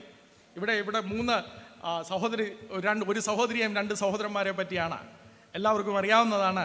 Cent ബെസില്, cent ഗെറിഗോറി എന്നുള്ള സഹോദരന്മാരെ പറ്റിയാണ് പറയുന്നത്. അദ്ദേഹം അനേക ഉദാഹരണങ്ങൾ തരുന്നുണ്ട്. ഞാൻ അതിലൊരു ഉദാഹരണം എടുക്കുകയാണ്. ഞാൻ പറഞ്ഞല്ലോ, ആഴത്തിലേക്കല്ല എന്ന് പോകുന്നത്. ഒരു ഉദാഹരണം എടുക്കുകയാണ്. അദ്ദേഹം സെൻറ്റ് ഗെറിഗോറിയുടെ വാക്കുകളെ ഉദ്ധരിക്കുന്നത്, ക്രിസ്തു സ്വയമേ ഒരു ദരിദ്രനായി ജീവിക്കുവാനായിട്ട് തിരഞ്ഞെടുത്തുവെങ്കിൽ, കാരണം ക്രിസ്തുവിനെ എവിടെ ജനിക്കണമെന്നുള്ളത് സ്വയമേ തിരഞ്ഞെടുക്കാമായിരുന്നു. ദൈവമായിരിക്കെ മനുഷ്യനായിട്ട് അവതരിച്ച് ക്രിസ്തു സ്വയമേ ദരിദ്രനായിട്ട് ജീവിച്ചു എന്നുള്ളത് തിരഞ്ഞെടുത്തുവെങ്കിൽ അതിൻ്റെ അർത്ഥം എന്താണെന്ന് നിങ്ങൾ മനസ്സിലാക്കണം. അവരെല്ലാം, ഇവരിൽ ഏറ്റവും ചെറിയവനെ നിങ്ങൾ എന്ത് ചെയ്യുന്നു അത് ദൈവത്തോട് ചെയ്യുന്നതാണ്. അതുകൊണ്ട് അദ്ദേഹം ചെയ്ത കാര്യങ്ങളിലേക്ക് വരാം. അതിനു മുമ്പ് ഒരു കാര്യം കൂടെ പറയാം. അന്ന് സഭകളിൽ കോൺസ്റ്റന്റിൻ്റെ മുമ്പ്, ഗെറിഗോറിയൊക്കെ ജീവിച്ചിരുന്ന കോൺസ്റ്റന്റിന് ശേഷമാണ്, ആ കാലഘട്ടത്തിന് ശേഷമാണ്. അതിന് മുമ്പ് ഒരു സഭയിലേക്ക് ഒരു ധനികൻ കടന്നു വരികയാണെങ്കിൽ, മഹാധനികനായ ഒരു വ്യക്തി കടന്നു വരികയാണെങ്കിൽ അവിടുത്തെ ബിഷപ്പ് എഴുന്നേക്കത്തില്ല. എന്താ, ഇദ്ദേഹത്തെ അപമാനിക്കാനൊന്നുമല്ല. അവിടുത്തെ ഡീക്കൻസ് അദ്ദേഹത്തെ നല്ല സീറ്റിലേക്ക് തന്നെ കൊണ്ടിരുത്തും. യുവാക്കളുണ്ടെങ്കിൽ യുവാക്കളോടൊന്ന് മാറിയിരിക്കാൻ പറയും. പക്ഷെ ബിഷപ്പ് എഴുന്നേക്കത്തില്ല. കാരണം ഒരു ധനികനെ കണ്ട് ബിഷപ്പ് ആദരിക്കേണ്ട കാര്യമില്ല എന്നുള്ള ചിന്തയാണ്. എന്നാൽ ദരിദ്രനായ ഒരു മനുഷ്യൻ തെരുവിൽ അലഞ്ഞു നടക്കുന്നതായ ഒരു മനുഷ്യൻ ആ സഭയിലേക്ക് കടക്കുകയാണെങ്കിൽ ബിഷപ്പ് എഴുന്നേറ്റ് ചെന്ന് അദ്ദേഹത്തെ സ്വീകരിക്കുമെന്നാണ് the rise of the western ക്രിസ്ത്യൻഡത്തിൽ പീറ്റർ ബ്രൗൺ എന്ന ചരിത്രകാരൻ പറയുന്നത്. എന്നിട്ട് അവിടെ സീറ്റില്ലെങ്കിൽ ബിഷപ്പ് എന്ത് ചെയ്യുമെന്നറിയാമോ? ബിഷപ്പ് ഇറങ്ങി നിലത്തിരുന്നിട്ട് ഈ ദരിദ്രന് സീറ്റ് കൊടുക്കും. ഇത് നടന്ന സംഭവങ്ങളാണ്, ആ കാലഘട്ടത്തിൽ നടന്ന സംഭവങ്ങളാണ്. പാവങ്ങളെ പറ്റിയുള്ള ആ ചിന്ത മാറുകയാണ്. അതിനു മുമ്പ് ദാനധർമ്മങ്ങൾ ആൾക്കാർ ചെയ്തിട്ടുണ്ട്. പക്ഷെ ദാനധർമ്മങ്ങൾ ചെയ്യുമ്പോൾ സ്വന്തം മഹത്വം കാണിക്കാൻ വേണ്ടി ദാനധർമ്മങ്ങൾ ചെയ്തുകൊണ്ടിരുന്നത്, സ്വന്തം പ്രൗഢി കാണിക്കാൻ വേണ്ടിയാണ് അവർ ദാനധർമ്മം ചെയ്തുകൊണ്ടിരുന്നത്. എന്നാൽ ഇന്ന് ദാനധർമ്മം ചെയ്യുന്നത് സ്വന്തം പ്രൗഢി കാണിക്കാൻ വേണ്ടിയല്ല, ഇവനിൽ ക്രിസ്തുവിൻ്റെ ദൈവത്തിൻ്റെ സ്വരൂപമുണ്ട് എന്നുള്ള തിരിച്ചറിവ് നിമിത്തമാണ്. ഒരു മഹാവ്യത്യാസമാണ് ഇത്. ചിന്തയിലുണ്ടായിരുന്നൊരു വ്യത്യാസമാണ് നമ്മൾ കാണുന്നത്. ഇത് നമുക്ക് എവിടെ നിന്നാണ് വന്നതെന്നറിയാം. പീറ്റർ ബ്രൗണിൻ്റെ ചരിത്രത്തിലാണ് പറയുന്നത്. നമുക്കറിയാം, ഇത് വിശുദ്ധ ബൈബിളിൽ പറഞ്ഞിട്ടുണ്ട്. യാക്കോബിൻ്റെ ലേഖനം 2-ാം അധ്യായത്തിലേക്ക് നമ്മൾ പോകുന്നുണ്ടേ. നിങ്ങളുടെ പള്ളിയിൽ മോടിയുള്ള വസ്ത്രം ധരിച്ചും പൊന്മോതിരം ഇട്ടും കൊണ്ട് ഒരുത്തൻ മുഷിഞ്ഞ വസ്ത്രം ധരിച്ചൊരു ദരിദ്രനും വന്നാൽ നിങ്ങൾ മോടിയുള്ള വസ്ത്രം ധരിച്ചവനെ നോക്കി ഇവിടെ സുഖേന ഇരുന്നാലും എന്നും ദരിദ്രനോട് നീ അവിടെ നിൽക്ക എന്നും പറയുന്നുവെങ്കിൽ, അല്ലെങ്കിൽ എൻ്റെ പാദപീഠത്തിൽ ഇരിക്ക എന്നും പറയുന്നുവെങ്കിൽ, നിങ്ങൾ ഉള്ളിൽ പ്രമാണമില്ലാത്ത ന്യായരഹിതമായി വിധിക്കുന്നവരല്ലയോ. ഈ സത്യങ്ങളാണ് ആദിമസഭയെ ദരിദ്രരെ പറ്റി തിരിച്ചു ചിന്തിക്കുവാനായിട്ട് അവരെ പ്രേരിപ്പിച്ചത്. അത് കഴിഞ്ഞിട്ട് കോൺസ്റ്റന്റൈൻ്റെയൊക്കെ ശേഷം അവിടെ പള്ളികൾ പണിതു. നമ്മൾ ഈ പള്ളികൾ പണിതെന്ന് നമ്മൾ ഇത് ചിന്തിക്കുന്നുണ്ടേ. ഈ പള്ളിയെപ്പറ്റി ഇന്ന് നമ്മൾ പോയി കാണുന്നുണ്ട്, വലിയ പള്ളികളൊക്കെ നമ്മൾ കാണാം. പക്ഷെ പീറ്റർ ബ്രൗൺ പറയുന്നത് പള്ളി എന്ന് പറയുമ്പോൾ നിങ്ങൾ അങ്ങനല്ല ചിന്തിക്കേണ്ടത്. പള്ളി എന്ന് പറയുമ്പോൾ, ചർച്ച് എന്ന് പറയുമ്പോൾ, ചർച്ച് ബിൽഡിംഗ് എന്ന് പറയുമ്പോൾ ഒരു ഐസൊലേറ്റഡ് ബിൽഡിംഗ് അല്ല. അവിടെ വെയർ ഹൗസസ് ഉണ്ട്. എന്തിനാണ് വെയർ ഹൗസസ്? പാവങ്ങൾക്ക്, അവിടെ പട്ടിണിയുള്ളവർക്ക് ആഹാരം കൊടുക്കുവാനായിട്ടുള്ള വെയർ ഹൗസസ് കൂടെ വെച്ചാണ് അന്ന് അവർ പള്ളികൾ പണിതത്, സഭാ ഹോളുകൾ പണിതത്. ഇതെല്ലാം സെക്യുലർ ചരിത്രകാരന്മാർ എഴുതുന്നതാണ് കേട്ടോ. അവരുടെ ചിന്തയിൽ, അവരുടെ ഭാവത്തിൽ ഈ സുവിശേഷം വരുത്തിയ മാറ്റമാണ്. അവിടെയാണ് ഞാൻ ബസ്സിലേക്ക് തിരിച്ചു വരുന്നത്. സെന്റ് ഗ്രിഗറിയുടെയും ബസ്സിൻ്റെയും കാര്യം പറഞ്ഞ് ബസ്സിലേക്ക് തിരിച്ചു വരികയാണ്. അതിനു മുമ്പ് തന്നെ അനേകരെ രോഗികളായിട്ടുള്ളവരെ അവരുടെ ഭവനങ്ങളിലേക്ക് സ്വീകരിക്കുവാനായിട്ട് തുടങ്ങി. ഹോസ്പിറ്റൽസിൻ്റെയൊക്കെ ആരംഭം അതാണ്. അത് നമ്മൾ സെപ്പറേറ്റ് ആയിട്ട് ഒന്ന് എടുക്കേണ്ടതാണ്. കാരണം ഈ ഹോസ്പിറ്റൽസിൻ്റെ ആരംഭം എന്ന് പറയുമ്പോൾ അന്ന് ആ നൂറ്റാണ്ടുകളിലെ സഭ ഈ പ്ലേഗുകൾ വന്ന ധാരാളം നഗരങ്ങളുണ്ടായിരുന്നു. ധാരാളം നഗരങ്ങളിൽ ഈ പ്ലേഗുകൾ വരും. ഈ പ്ലേഗുകൾ നമ്മൾക്കറിയാം, ഇപ്പം പാൻഡമിക്കൊക്കെ വന്നാൽ മതി. ഈ പാൻഡമിക്കൊക്കെ വരുമ്പോൾ, പ്ലേഗുകളൊക്കെ വരുമ്പോൾ അവിടുത്തെ ദാരിദ്ര്യം എന്ത് ചെയ്യുമെന്നറിയോ? അവർക്ക് മറ്റൊരു സിറ്റിയിൽ പോയി, വേറൊരു നഗരത്തിൽ പോയി ജീവിക്കാം, ഇല്ലേ? അവർക്ക് അതിനുള്ള ആസ്തിയുണ്ട്. അത് പോകാനുള്ള വാഹന മൃഗങ്ങളുണ്ട്, കുതിരകളുണ്ട്, അകമ്പടി സേവകരുണ്ട്. അവരവിടെ നിന്ന് രക്ഷപ്പെട്ടു പോകും. എന്നാൽ ആ നഗരത്തിൽ താമസിച്ചുകൊണ്ട് ആ നഗരത്തിലുള്ള ഈ വ്യാധിയിൽ അകപ്പെട്ടവരെ എടുത്ത് സ്വന്തം വീട്ടിൽ ശുശ്രൂഷിച്ചവരെന്ന് പറയുന്നത് ക്രിസ്ത്യാനികളാണ്. നമ്മൾ ക്രൈസ്തവ വളർച്ചയുടെ ഒരു ചരിത്രം പരിശോധിക്കുകയാണെങ്കിൽ അങ്ങനെയുള്ള നഗരങ്ങളിലാണ് ക്രൈസ്തവ വിശ്വാസം ആദ്യമായിട്ട് വളരെ വേഗത്തിൽ വലുതായിട്ട് വളരുന്നത്. അവിടെയാണ് ഞാൻ ഒരു ഉദാഹരണമായിട്ട് ഈ സെൻറ്റ് ബെസിലേക്ക് തിരിച്ചു വരുന്നത്. അദ്ദേഹം അനേകരെ സ്വന്തം ഭവനത്തിലേക്ക് കയറ്റിയെങ്കിലും അദ്ദേഹം ചിന്തിച്ചു, ഇതിനു വേണ്ടി തന്നെ വലിയൊരു ബിൽഡിംഗ് ഉണ്ടാകണം, ഇതിനു വേണ്ടി തന്നെ ഒരു കെട്ടിടമുണ്ടാകണം. അവിടെ ടോം ഹോളണ്ട് പറയുന്നത് ഇതാണ് ലോകത്തിലെ ആദ്യത്തെ ഹോസ്പിറ്റൽ. ആദ്യത്തെ ഹോസ്പിറ്റലിൽ ഉണ്ടാകുന്നത് എന്തുകൊണ്ടാ? ഈ രോഗികളെ ശുശ്രൂഷിക്കണമെന്നുള്ള ക്രൈസ്തവ വിശ്വാസത്തിൻ്റെ അടിസ്ഥാനത്തിലാണ്. അതിനു വേണ്ടി മുമ്പ് വൈദ്യശാസ്ത്രമുണ്ട്. ആ വൈദ്യശാസ്ത്രം ശാസ്ത്രീയമോ അശാസ്ത്രീയമോ അന്ന് അവർക്ക് അറിവുണ്ടായിരുന്നതിൻ്റെ അടിസ്ഥാനത്തിൽ വൈദ്യശാസ്ത്രമുണ്ട്. പക്ഷെ രോഗികളെ ശുശ്രൂഷിക്കാൻ വേണ്ടി ഒരു ബിൽഡിംഗ് മാറ്റി വെക്കുക, രോഗികളെ ശുശ്രൂഷിക്കാൻ വേണ്ടി അവരെ വീട്ടിലേക്ക് കൊണ്ടുവരിക, അതാർക്കും അറിയാൻ മേലാത്ത കാര്യമാണ്. അത് ലോകത്തിന് കൊടുത്തത് ക്രൈസ്തവ വിശ്വാസമാണ്. കേരളത്തിലേക്ക് കൊണ്ടുവന്നത് ക്രൈസ്തവ മിഷണറിമാർ മാത്രമാണെന്നല്ല, ആദ്യമായിട്ട് ഇത് ലോകത്തിൽ അവതരിപ്പിച്ചത് ക്രൈസ്തവ വിശ്വാസമാണ്. അവിടെ അത് ആരംഭിക്കുകയാണ്. സെൻറ്റ് ബെസിലിൻ്റെ സഹോദരനായിരുന്ന സെൻറ്റ് ഗ്രിഗറി, അദ്ദേഹത്തിൻ്റെ സഭാപ്രസംഗി 2-ാം അധ്യായം അതിൻ്റെ 7-ാം വാക്യത്തെ പറ്റിയുള്ള വ്യാഖ്യാനമുണ്ട്. ആ വ്യാഖ്യാനം നമുക്ക് ഫ്രീ ആയിട്ട് നെറ്റിലുണ്ട്. അദ്ദേഹം ഈ സഭാപ്രസംഗി 2-ാം അധ്യായം അതിൻ്റെ 7-ാം വാക്യം എടുത്തിട്ട് അദ്ദേഹം അതിനെപ്പറ്റി ധ്യാന ചിന്ത പറയുകയാണ്. നമുക്കറിയാം, ആ സഭാപ്രസംഗി തനിക്ക് പരീക്ഷിക്കാവുന്നതെല്ലാം പരീക്ഷിച്ചു നോക്കി. ഏറ്റവും അവസാനമാണ് അവൻ കണ്ടെത്തുന്നത് ദൈവത്തിൽ ആശ്രയിക്കുക, ദൈവത്തെ അറിഞ്ഞ് ജീവിക്കുക എന്നുള്ളത്. ആ പരീക്ഷിച്ച് നോക്കുന്ന സമയത്ത് സഭാപ്രസംഗി ചില അടിമകളെ സ്വന്തമായിട്ട് മേടിച്ചു. അവിടെ സെന്റ് ഗ്രിഗറി ഇതിനെതിരെ ശക്തമായിട്ട് എഴുതുകയാണ്. ഒരു പക്ഷേ അല്ല, ചരിത്രത്തിൽ ആദ്യമായിട്ട് സിസ്റ്റമാറ്റിക് ആയിട്ട് അടിമത്തത്തിനെതിരെ എഴുതിയത് ഇവിടെയാണ്. ഒരുപക്ഷെ നമ്മളോട് ബാക്കിയുള്ളവർ പറയുമായിരിക്കാം, അദ്ദേഹം അത് എഴുതിയെങ്കിലും അബോളിഷനിസ്റ്റ് മൂവ്മെന്റ് വരാൻ ഇനിയും നൂറ്റാണ്ടുകൾ എടുത്തല്ലോ എന്നൊക്കെ പറയുന്നത് സത്യമാണ്. നിങ്ങൾ ചിന്തിക്കുന്ന മാതിരി ഇന്നൊരു സത്യം പറഞ്ഞതുകൊണ്ട് നാളെ എല്ലാവരും അത് ചെയ്തു തുടങ്ങണമെന്നില്ല. പക്ഷെ ആദ്യം ആ സത്യം പറഞ്ഞ് അത് മനസ്സിലാക്കി മാറ്റം വരാൻ നൂറ്റാണ്ടുകൾ തന്നെ എടുക്കും. കാരണം ഇത് തലമുറയായിട്ട് ആചരിച്ചു പോരുന്ന കാര്യങ്ങളായുണ്ട്. പക്ഷെ അന്ന് അദ്ദേഹം പറഞ്ഞ പോയിന്റുകൾ നമ്മളൊന്ന് ഓർക്കണം. ആദ്യത്തെ അബോളിഷനിസ്റ്റ് റൈറ്റിംഗ് എന്ന് നമുക്ക് മാർക്ക് ചെയ്യാവുന്ന ഗ്രന്ഥമാണിത്. അദ്ദേഹം ഈ സഭാപ്രസംഗി 2-ാം അധ്യായം അതിൻ്റെ 7-ാമത്തിൽ പറയുന്നത് 51-ാമത്തെ സ്ലൈഡ്.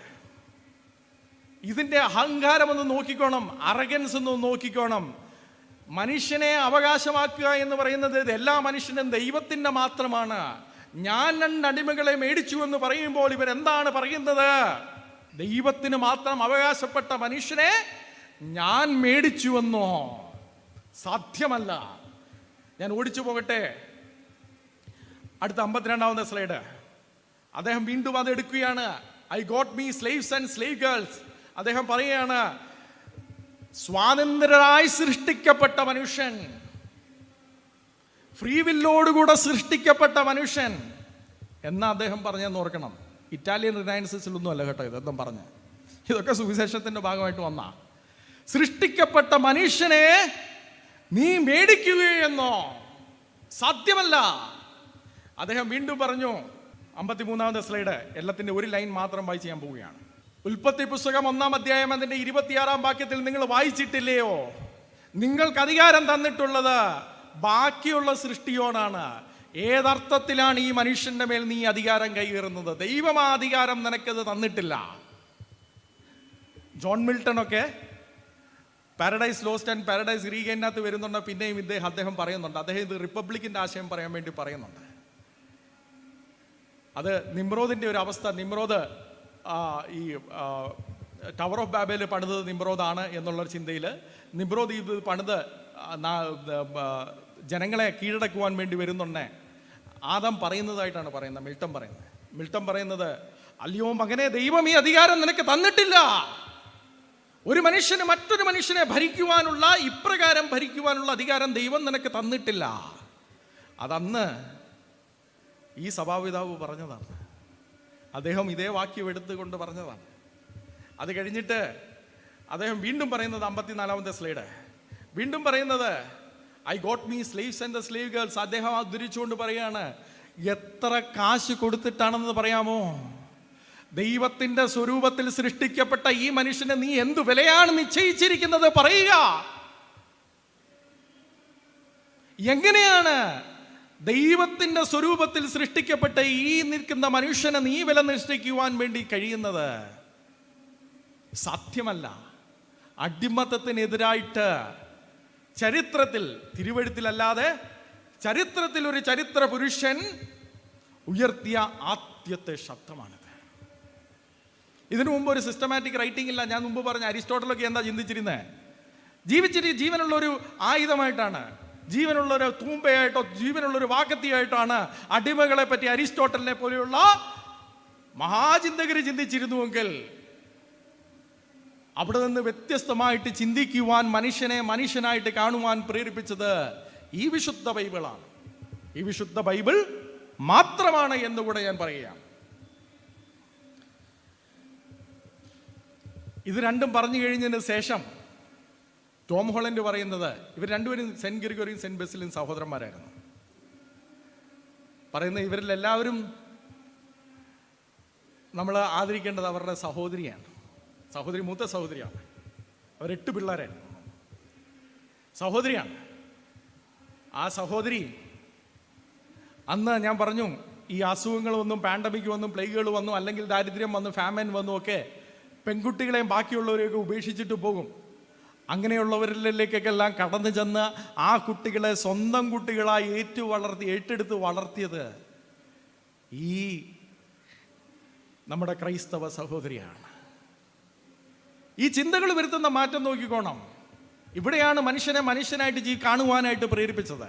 അവരാരുമായിക്കോട്ടെ, അവരെന്തുമായിക്കോട്ടെ, അവരെ മനുഷ്യനായിട്ട് കാണുവാൻ പ്രേരിപ്പിച്ചത് ഇതേപോലെയുള്ള സഭാപിതാക്കന്മാര് വിശുദ്ധ ബൈബിളിൻ്റെ അടിസ്ഥാനത്തിലാണ്. ഞാൻ ആദ്യമേ പറഞ്ഞു, വ്യക്തിയെ വ്യക്തിയായിട്ട് കാണുവാൻ സാധിച്ചു.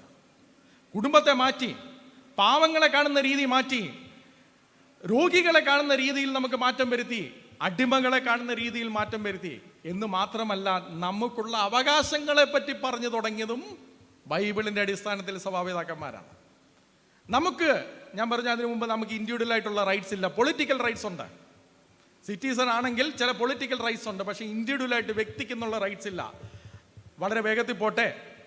ടെർട്ടുല്യൻ, സഭാപിതാവായ ടെർട്ടുല്യൻ, അദ്ദേഹത്തിൻ്റെ ട്യൂസ് കാപ്പുല എന്നുള്ള അദ്ദേഹത്തിൻ്റെ ലേഖനത്തിൽ അദ്ദേഹമാണ് ആദ്യമേ ഫണ്ടമെന്റൽ ഹ്യൂമൻ റൈറ്റ് എന്നുള്ള വാക്ക് കോയിൻ ചെയ്യുന്നത്. ലോകത്തിൽ അതിനു മുമ്പ് ഹ്യൂമൻ റൈറ്റ് എന്നുള്ള വാക്ക് ആരും ഉപയോഗിച്ചിരുന്നില്ല. ഇദ്ദേഹമാണ് ഉപയോഗിക്കുന്നത്. കാരണം എന്ത്? ദൈവത്തിൻ്റെ സ്വരൂപത്തിൽ മനുഷ്യൻ സൃഷ്ടിക്കപ്പെടുകയാണെങ്കിൽ രാജ്യമല്ല അവൻ ചില അവകാശങ്ങൾ കൊടുക്കുന്നത്. അവൻ ദൈവത്തിൻ്റെ സ്വരൂപത്തിലായിരിക്കുന്നത് കൊണ്ട് തന്നെ അവന് ചില അവകാശങ്ങൾ ഉണ്ട്. അതാണ് ഫണ്ടമെന്റൽ ഹ്യൂമൻ റൈറ്റ് ആയിട്ട് സഭാപിതാവായ ടെർട്ടുല്യൻ പറയുന്നത്. അതിൽ അദ്ദേഹം അപ്പോളജി എന്നുള്ള അദ്ദേഹത്തിൻ്റെ പുസ്തകം ചാപ്റ്റർ 24 ടെർട്ടുല്യൻ വീണ്ടും പറയുന്നുണ്ട് റിലീജിയസ് ലിബർട്ടി. അത് കഴിഞ്ഞിട്ട് പറയുന്നത്, ഏത് ദൈവത്തെ വേണമെങ്കിലും മനുഷ്യൻ തിരഞ്ഞെടുക്കട്ടെ, പക്ഷെ അവൻ സ്വയമേ തിരഞ്ഞെടുക്കട്ടെ. റിലീജിയസ് ലിബർട്ടി എന്നുള്ള വാക്കും ആദ്യമായിട്ട് ചരിത്രത്തിൽ ഉപയോഗിക്കുന്നത് ഈ സഭാപിതാവായ ടെർട്ടുല്യനാണ്. അദ്ദേഹത്തിൻ്റെ ശേഷം ലക്ടിക്കാനസിൻ്റെ പുസ്തകങ്ങളിൽ നമ്മളത് വായിക്കുന്നതാണ്. ഞാൻ സമയപരിധി കാരണം മുന്നോട്ട് പോവുകയാണ്. അതിൻ്റെ എല്ലാം വളർച്ചയായിട്ടാണ് ഈ ചിന്തകളുടെ വളർച്ച. അതായത് ബൈബിൾ മുന്നോട്ട് വെച്ചിരിക്കുന്ന മനുഷ്യൻ എന്ന് പറയുന്ന ആ മനുഷ്യൻ്റെ ചിന്തയുടെ അടിസ്ഥാനത്തിൽ, ആ ബിബ്ലിക്കൽ ഒരു ആന്ത്രോപോളജി എന്ന് പറയാം, ആ ബിബ്ലിക്കൽ ആന്ത്രോപോളജിയുടെ അടിസ്ഥാനത്തിൽ ബാക്കി സമൂഹത്തിലെ എല്ലാം ക്രമീകരിച്ച് വരുന്നതാണ് ഈ റൈറ്റ്സ് എന്ന് പറയുന്നത്. അതിൻ്റെ അടിസ്ഥാനത്തിലാണ് നമുക്ക് മാഗ്ന കാർട്ട പോലെയുള്ളത് കാര്യങ്ങൾ വരുന്നത്. ഇതിനെപ്പറ്റി പ്രൊഫസർ അഗസ്റ്റോ സിമ്രാൻ, ഇദ്ദേഹം ഓസ്ട്രേലിയയിലുള്ള ഒരു പ്രൊഫസറാണ്. The Christian foundations of the common law volume 1 England അദ്ദേഹം പറയുന്നത്, ഏതാണ്ട് AD 1250 ആയി കഴിഞ്ഞപ്പോഴത്തേക്കും നമ്മൾ ഇന്ന് പറയുന്ന പല അവകാശങ്ങളും അന്ന് മനുഷ്യന് വന്നു. അന്നത്തെ സഭയുടെ കാനോൺ ലോ അനുസരിച്ച് ഈ അവകാശങ്ങളെല്ലാം മനുഷ്യന് വന്നു. അത് കഴിഞ്ഞിട്ടാണ് ഇതിനെപ്പറ്റി ഇതേ കാലഘട്ടത്തിൽ ഈ മാഗ്ന കാർട്ട പോലെയുള്ളതിനെ പറ്റി ഒരു ചൈനീസ് പണ്ഡിതൻ ചോദിക്കുന്നുണ്ട്. ചൈനീസ് പണ്ഡിതൻ, ഇന്ന് ജീവിച്ചിരിക്കുന്ന ചൈനീസ് പണ്ഡിതൻ, അദ്ദേഹത്തിൻ്റെ പേര് ഞാൻ കറക്റ്റായിട്ടാണോ ഉദ്ധരിക്കുന്നതെന്ന് എനിക്കറിയത്തില്ല. ഹി ഗുങ്ഹോ എന്നാണ് അദ്ദേഹത്തിൻ്റെ പേര്. അദ്ദേഹം ഇന്ന് ജീവിച്ചിരിക്കുന്നത് നിങ്ങൾക്ക് ഇൻ്റർനെറ്റിൽ സെർച്ച് ചെയ്യാൻ അറിയാം. അദ്ദേഹം ക്രിസ്ത്യാനിറ്റിയെ പറ്റി ധാരാളം പഠിച്ചിട്ടുള്ള വ്യക്തിയാണ്. ക്രിസ്ത്യാനിയല്ല. അദ്ദേഹം ചിന്തിക്കുന്നത് ഈ കൺഫ്യൂഷനിസത്തിലും ടാവോയിസത്തിലും ഒക്കെ ഇല്ലാത്ത എന്താണ് ഇവർക്കുള്ളത്, ഞങ്ങളുടെ വിശ്വാസത്തില്ലാത്ത എന്താണ് ഈ യൂറോപ്യന്മാർക്കുള്ളത്. ഈ 12ാം നൂറ്റാണ്ടിൽ അദ്ദേഹം ഈ ലേഖനത്തിൽ തുടർന്ന് പറയുന്നുണ്ട്, ഈ 12ാം നൂറ്റാണ്ടിൽ ഇതേ കാര്യം ഞങ്ങൾക്ക് ചൈനയിൽ ചിന്തിക്കാൻ പോലും പറ്റുകയില്ല. മാഗ്ന കാർട്ട എടുത്തിട്ട് തന്നെ ഞാൻ അദ്ദേഹത്തിൻ്റെ ധാരാളം ഉദ്ധരണികൾ ഇതിൽ ചേർത്തിട്ടുണ്ട്, പക്ഷെ പറയാൻ സമയമില്ലാത്തതുകൊണ്ട് ചുരുക്കമായിട്ട് പറയട്ടെ. ഇത് ക്രിസ്ത്യാനിറ്റി എന്നുള്ള പുസ്തകത്തിൽ എഡിറ്റഡ് ബൈ സുവോ സിങ്പിങ്. അതായത് ചൈനക്കാർ ക്രിസ്ത്യാനിറ്റിയെ പറ്റി ധാരാളം, സെക്യുലർ ചൈനക്കാർ ക്രിസ്ത്യാനിറ്റിയെ പറ്റി ധാരാളം പഠിക്കാൻ വേണ്ടി തുടങ്ങി. അത് എന്തിനാണെന്ന് പിന്നീട് ഞാൻ പറയാം. അത് കഴിഞ്ഞിട്ട് അവരുടെ പഠനങ്ങളുടെ ഒരു ശേഖരമാണ് ഇതിൽ വന്നിരിക്കുന്നത്. അവിടെയാണ് അദ്ദേഹം ചൈനീസ് മതവും ഇതും തമ്മിൽ കമ്പയർ ചെയ്യുന്നത്. അദ്ദേഹം പറയുന്നത്, അന്നൊരു രാജാവിനെതിരെ രാജാവിൻ്റെ പവർ റെസ്ട്രിക്റ്റ് ചെയ്തുകൊണ്ട് മാഗ്ന കാർട്ട വരികയാണ്. ഇതന്ന് ചൈനയിൽ അതേസമയം തന്നെ അതിന് 10 വർഷം മുമ്പ് അവിടെ ഉണ്ടായിരുന്നതായ ആ കൊട്ടാരത്തിലുണ്ടായിരുന്ന ഭരണാധികാരികളെ മുഴുവൻ രാജാവ് കൊന്നുകളഞ്ഞു. അവർ പറയാണ്, ഇത് അന്ന് അവരോട് പറയുകയാണ്, മാഗ്ന കാർട്ട പോലെയുള്ളൊരു സംഭവം ഉണ്ടെന്ന് പറയുകയാണെങ്കിൽ ഇതെന്തോ ഫെയറി ടെയിൽസ് ആണെന്ന് ഇവരെ ചിന്തിക്കുകയുള്ളൂ. ഇങ്ങനെ ഒരു സംഭവം എങ്ങനെയാണ് വന്നത്? അദ്ദേഹം 3 കാരണങ്ങൾ പറയുന്നുണ്ട്. അത് താഴോട്ടുള്ള സ്ലൈഡിൽ നമുക്ക് കാണാവുന്നതാണ്. അദ്ദേഹം പറയുന്നത് ദൈവത്തിൻ്റെ ഇമേജിൽ വന്നു എന്നുള്ളത് മാത്രമല്ല, മനുഷ്യൻ സ്വയമേ തീരുമാനമെടുക്കുവാൻ കഴിവുള്ളവനാണ് എന്ന് ആ ദൈവത്തിൻ്റെ ഇമേജിൽ അർത്ഥമുണ്ട് എന്നുള്ളതുകൊണ്ടാണ്. അതുകൊണ്ട് അദ്ദേഹം പറയുന്നത് മനുഷ്യന് പാപം ചെയ്യുവാനും നല്ലത് തിരഞ്ഞെടുക്കുവാനും കഴിയും. പാപം തിരഞ്ഞെടുക്കുവാൻ കഴിയുന്നത് കൊണ്ട് ഇവന് ചില റെസ്ട്രിക്ഷൻസ് വേണം. അതുകൊണ്ടാണ് ഇൻസ്റ്റിറ്റ്യൂഷണൽ റെസ്ട്രിക്ഷൻസ് വന്നിരിക്കുന്നത്. ഈ മനുഷ്യൻ ഇവൻ തിരഞ്ഞെടുക്കുവാൻ കഴിവുള്ളത് ആയതുകൊണ്ട് ഇവൻ്റെ ഈ തിരഞ്ഞെടുപ്പിനുള്ള കഴിവ് ബാക്കിയുള്ളവർ എടുക്കുവാൻ വേണ്ടി പാടില്ല. അതിനെ സംരക്ഷിക്കുവാനും എന്നാൽ പാപം ചെയ്ത് അതിക്രമം ചെയ്യാതിരിക്കാനും വേണ്ടിയുള്ള യൂറോപ്യന്മാരുടെ ക്രൈസ്തവ ചിന്തയാണ് ഇവർക്ക് ഈ റൈറ്റ്സ് മുഴുവൻ കൊടുത്തിരിക്കുന്നത്. അത് കഴിഞ്ഞിട്ട് അദ്ദേഹം ഒരു കാര്യം കൂടെ കൂട്ടിച്ചേർക്കുന്നുണ്ട്. 70ാമത്തെ സ്ലൈഡിലേക്കൊക്കെ വരുമ്പോൾ നമുക്ക് കാണാം. അദ്ദേഹം പറയുന്നത് ട്രിനിറ്റേറിയൻ തിയോളജി, ഈ ക്രിസ്ത്യൻ ബിബ്ലിക്കൽ ആന്ത്രപ്പോളജിയോടൊപ്പം ട്രിനിറ്റേറിയൻ തിയോളജിയും കൂടെ ചേർത്ത് വെക്കണമെന്നാണ് അദ്ദേഹം പറയുന്നത്. കാരണം ഇതിനകത്ത് ബന്ധത്തിന് സ്ഥാനം കൊടുത്തിട്ടുണ്ട്.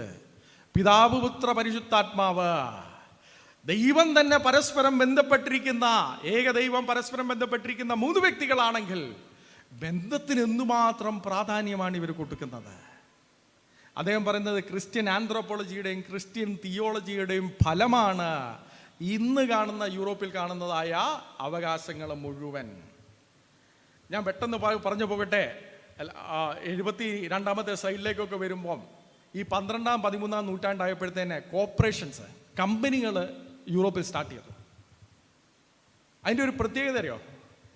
ഇസ്ലാമിക് രാജ്യങ്ങളിലോ ചൈനീസിലോ ഇന്ത്യയിലോ ഒന്നും കോർപ്പറേഷൻസ് അന്നൊന്നും ഇല്ല. കാരണം കോർപ്പറേഷൻസ് എന്ന് പറയുന്നത് നമുക്കറിയാം, ബിസിനസ്സുകാരായിട്ടുള്ള നമ്മുടെ സഹോദരന്മാർ ഇവിടെ ഉണ്ട്. ഒരു സഹോദരനോ 2 സഹോദരന്മാരോ വന്ന് ഒരു കോർപ്പറേഷൻ ഫോം ചെയ്യാന്ന് പറഞ്ഞു കഴിഞ്ഞാൽ എനിക്കൊരു സൊസൈറ്റി സ്വന്തമായിട്ട് ഫോം ചെയ്യാമെന്നല്ലേ. അതിനെനിക്ക് അവകാശമുണ്ട് എന്ന് ഞാൻ മനസ്സിലാക്കിയത് ക്രൈസ്തവ വിശ്വാസം മാത്രമാണ്. അതുകൊണ്ടാണ് കോർപ്പറേഷൻസ്, ബിസിനസ് കോർപ്പറേഷൻസ് 12ാം നൂറ്റാണ്ട് മുതൽ യൂറോപ്പിൽ വന്നിരിക്കുന്നത്. വേറെങ്ങും അതില്ല. ഇന്ന് നമ്മൾ കോർപ്പറേഷൻസ് എല്ലാവരും ഉണ്ട്. പക്ഷെ ആ കോർപ്പറേഷൻസിൻ്റെ അടിസ്ഥാന ആശയം 2 or 3 പേര് വന്നു കഴിഞ്ഞ് ഒരു അസോസിയേഷൻ ഉണ്ടാക്കാമെന്നുള്ള ചിന്ത വരുന്നത് അത് ക്രൈസ്തവ വിശ്വാസത്തിൻ്റെ അടിസ്ഥാനത്തിൽ വന്നതുകൊണ്ട് മാത്രമാണ്. നാഷണാലിസത്തിലേക്ക് ഒരു 2 കാര്യം കൂടെ പറഞ്ഞ് 83ാമത്തെ സ്ലൈഡ്.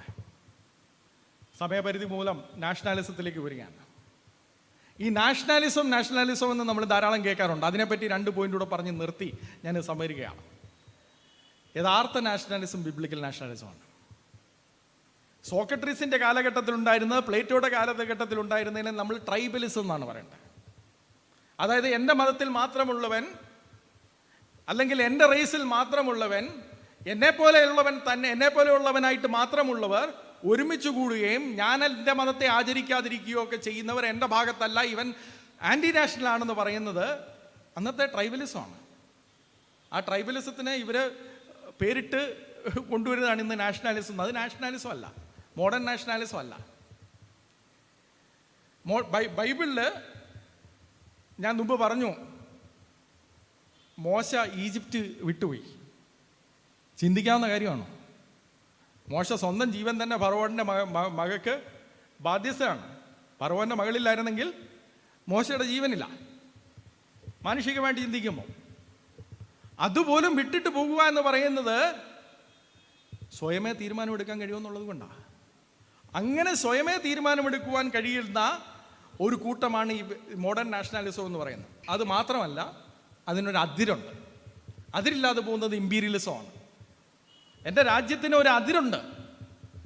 ഒരേ ഒരു പുസ്തകം ലോകത്തിൽ മതഗ്രന്ഥങ്ങളിൽ അല്ല, പുരാതന ഗ്രന്ഥങ്ങളിൽ ഒരു രാജ്യത്തിന് കൃത്യമായിട്ട് അതിര് നിശ്ചയിച്ചിരുന്ന ഒരേ ഒരു പുസ്തകം ബൈബിളാണ്. ആവർത്തന പുസ്തകം 2-ാം അധ്യായം 4-ാം വാക്യത്തിലോട്ടൊക്കെ നമ്മൾ വരുമ്പം 88ാമത്തെ സ്ലൈഡ്, അവിടെ പറയുന്നത്, ഞാൻ നിനക്ക് ഏശാവിൻ്റെ സ്ഥലത്ത് 1 ഇഞ്ച് സ്ഥലം പോലും തരുന്നില്ല.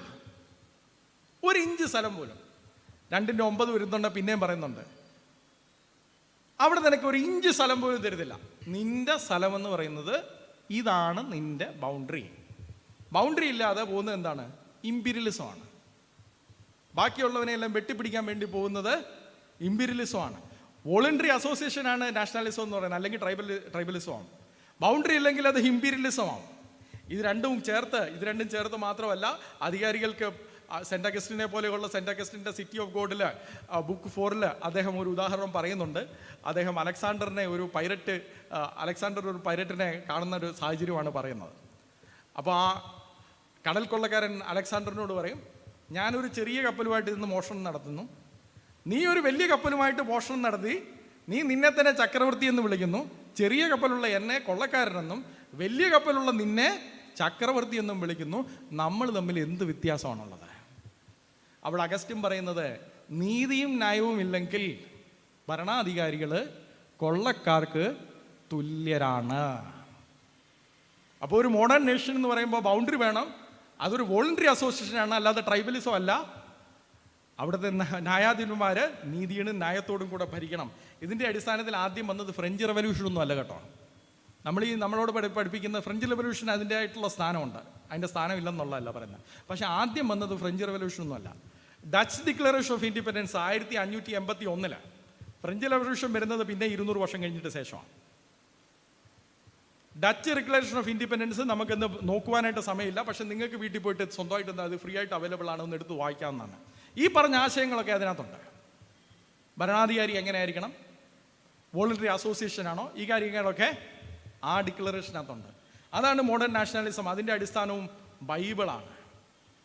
ഞാൻ ഒരു കാര്യം പറഞ്ഞു നിർത്തട്ടെ. നെയിൽ ഫ്രെഗ്സൺ, അദ്ദേഹം ഒരു സ്കോട്ടിഷ് ചരിത്രകാരനാണ്. അദ്ദേഹം ഒരു നിരീശ്വരവാദിയാണ്. നിരീശ്വരവാദിയാണെങ്കിലും അദ്ദേഹം പറയുന്നത്, അദ്ദേഹത്തിൻ്റെ മക്കളെ ചർച്ച വിടും. അദ്ദേഹം പറയുന്നത്, എനിക്ക് ഈ വിശ്വാസം സ്വീകരിക്കാനായിട്ട് കഴിയുന്നില്ല, പക്ഷേ ഇതിൻ്റെ മൂല്യങ്ങളാണ് സത്യം. അതുകൊണ്ട് എൻ്റെ മക്കൾ ഈ മൂല്യങ്ങളെങ്കിലും പഠിക്കണമെന്ന് പറഞ്ഞാണ് അദ്ദേഹത്തിൻ്റെ മക്കളെ സൺഡേ സ്കൂളിലും സഭയിലും ഒക്കെ ചർച്ചിലും ഒക്കെ വിടുന്നത്. അദ്ദേഹത്തിൻ്റെ പുസ്തകമാണ് civilisation, the west and the rest. ആ നിരീശ്വരവാദിയായ ചരിത്രകാരന് പല കാരണങ്ങൾ വെസ്റ്റിൻ്റെ ഇതെല്ലാം പറയുന്നുണ്ട്.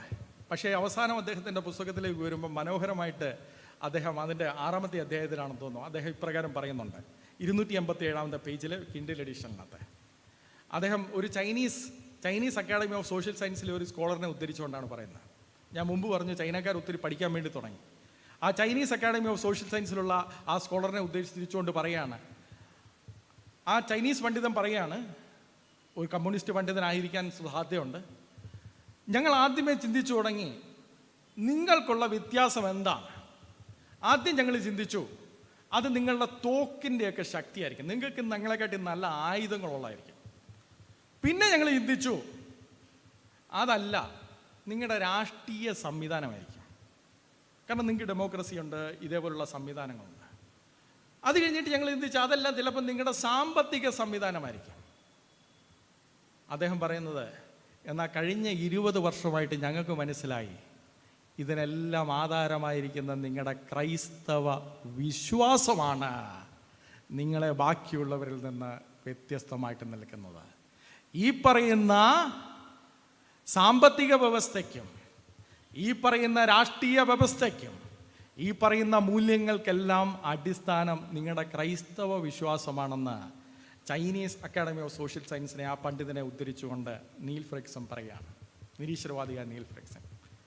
ചൈനീസ് പണ്ഡിതനെയും നിരീശ്വരവാദിയായ നീൽ ഫ്രെഗ്സനെയും നിഷ്പക്ഷ സാക്ഷികളായി നിലനിർത്തിക്കൊണ്ട് ഞാൻ വീണ്ടും ആവർത്തിക്കുന്നു, ബൈബിൾ ആണ് ആധുനികതയുടെ അടിസ്ഥാനം. ഈ ബൈബിൾ നമുക്ക് തന്ന ദൈവത്തിന് സകല സ്തുതിയും സ്തോത്രവും അർപ്പിച്ചുകൊണ്ട് ഞാൻ എൻ്റെ വാക്കുകൾക്ക് ഉപസംഹാരം കുറിക്കുന്നു. ദൈവനാമം വാഴ്ത്തപ്പെടുമാറാകട്ടെ.